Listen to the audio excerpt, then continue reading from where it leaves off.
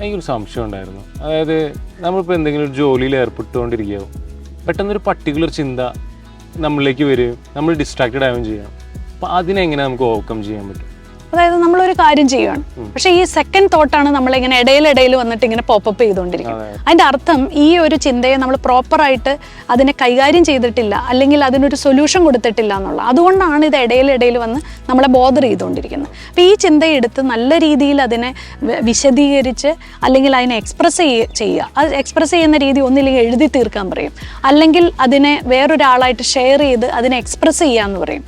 പിന്നെ നമ്മൾ പറയുന്നതെന്ന് വെച്ചാൽ ഇതിനൊരു സൊല്യൂഷൻ കൊടുക്കാൻ പറയും. അതായത് നമ്മളിപ്പോൾ അതിന് വലിയൊരു സൊല്യൂഷൻ കിട്ടിയില്ലെങ്കിൽ പോലും നമ്മുടെ ഉപബോധ മനസ്സിനെ തൃപ്തിപ്പെടുത്താൻ വേണ്ടിയിട്ട് നമ്മൾ പറയുക ഇതിന് ഇതാണ് സൊല്യൂഷൻ എന്ന് നമ്മൾ തന്നെ അതിനൊരു അടിവര ഇടുന്നത് എപ്പോഴാണോ അപ്പോഴാണ് ഈ ഉപബോധ മനസ്സിന്, കാരണം സബ് കോൺഷ്യസ് മൈൻഡിന് ക്വസ്റ്റ്യൻസ് അറിയില്ല.